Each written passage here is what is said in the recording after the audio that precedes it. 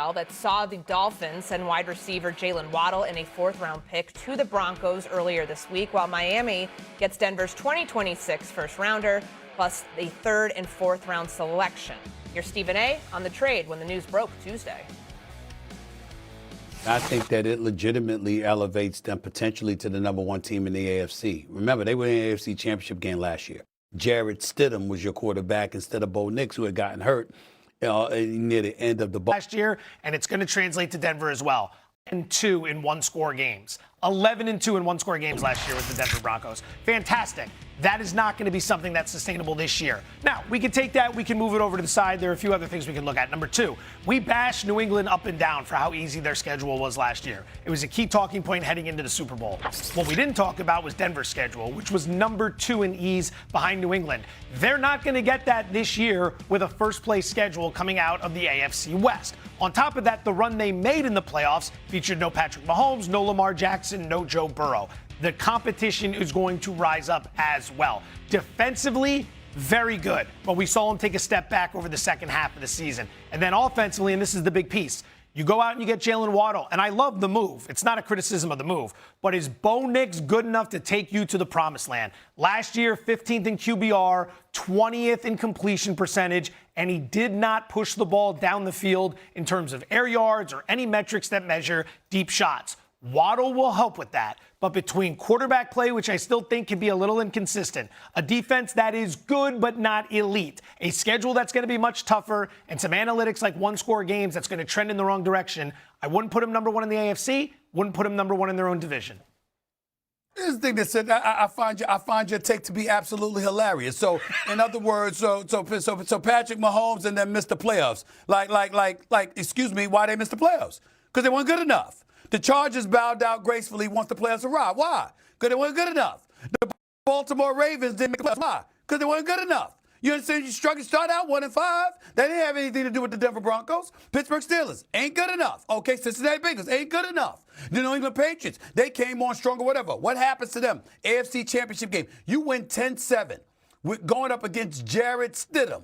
Okay, the only thing that looked first team, the only thing that looked all pro or all NFL, according to his standards, was his wife with that badass mink coat she was rocking. I mean, that was about it. Okay, I mean that's what showed up. This brother showed up there like he was Bo Nix because the wife represented. Give her props where she do. She looked like the wife of a starting quarterback in an AFC Championship game. She showed up. Okay, he did it. The bottom line is this: when you look at the Denver Broncos, the defense was still big time. It wasn't awful. It wasn't close to being average. It was a big time defense. They led everybody in sacks, had 11 more sacks than anybody else. Finished with 68, 4 shy of the all-time record. That defense is coming back. Everybody that played a down, that had a touch for the Denver Broncos offense is returning. Bo Nix, the same Bo Nix that you're talking about, that's a bit suspect at times. Didn't he have 7 game-winning drives? 7. So I'm looking at a cat that can ball at the quarterback spot. He's no scrub. I think we look at the Denver Broncos and say if Bo Nix was healthy, the Denver Broncos would have been in the Super Bowl instead of the New England Patriots. And then you go out and you still keep the Cortland Suttons of the world. You still got an R.J. Harvey. You still got a Dobbins. You still got these cats, okay? You still got Mims. And then you go out and you get Jalen Waddle. I'm looking at the AFC. Maybe it's by default to some degree, Joe, and I understand that. But the point is, nobody really knocked our socks off. We looked at Houston, their defense was elite, their offense was shabby. We looked at Jacksonville, we needed to see it come postseason time, and guess what? They didn't show up. And the poor lady that working for the media was there, was giving the coach encouragement and got blasted for it. She deserved it because she didn't deserve that insult whatsoever. It was very, very nice of her. Very, very nice and sweet for her to do that for Coach Cohen. No doubt about that. But his team didn't step up. We look at the Indianapolis coach. You're getting Daniel Jones back. Am I supposed to write at home about that? Oh, my God, stop the presses. Daniel Jones is returning. There's a lot to worry about. Am I supposed to be worried about that? And I'm looking at the Buffalo Bills. You went out and you got DJ Moore. That's an upgrade. That's a plus. Who did they lose to in the postseason? They lost to the Denver Broncos. So I'm just saying, you could sit up there and look at the team and say they give you cause to pause and there's reasons to question them. But in the end, what it comes down to is that the number 1 seed in the AFC with a 14-3 record, that is the Denver Broncos, have given you no reason to believe why they can't be the number 1 seed again. That's the bottom line.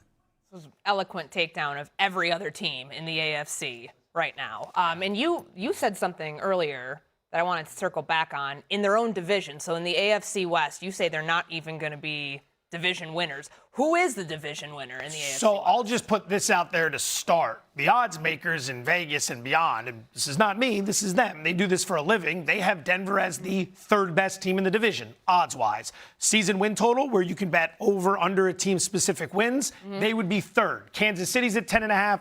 The Chargers are 10.5. Hold up. Denver's 9.5. Go ahead. Hold up. What did the odds makers have Denver at coming into the season? You mean last year? Yeah, your point stands. Yeah, they were third Coming best into in the the division last year. Yes.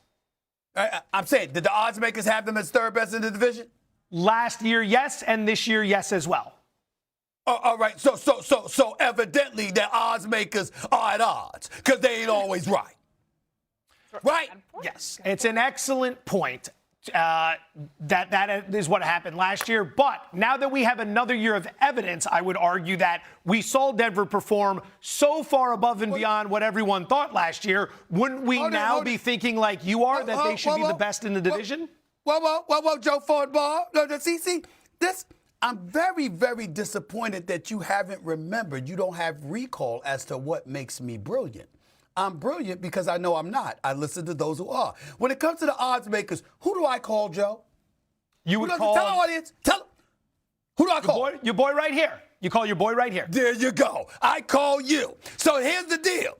Joe Football told me that 2 years ago, they were the third-ranked team, according to the odds makers in the AFC West. Then they had the 2 years to lean on, and they came back and put them in the same position again. So they were wrong again. Why am I listening to the odds makers? I ain't worried about them. The odds makers need to be listening to me right now. Denver is the team to beat in the AFC West. They're the team to beat in the AFC West. That's what they need to do because I got them the last 2 years. All right? They had their chances. 3 strikes, you're out.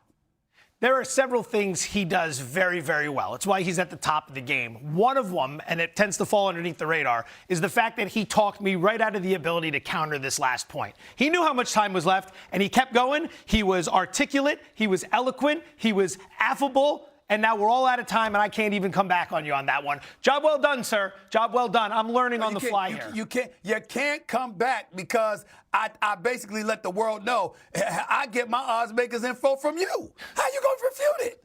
I'll get it from you.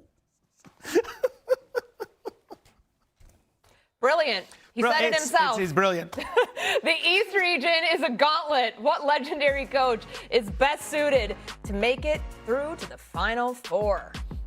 Plus, the madness tips off today, but where does it rank on the sports calendar?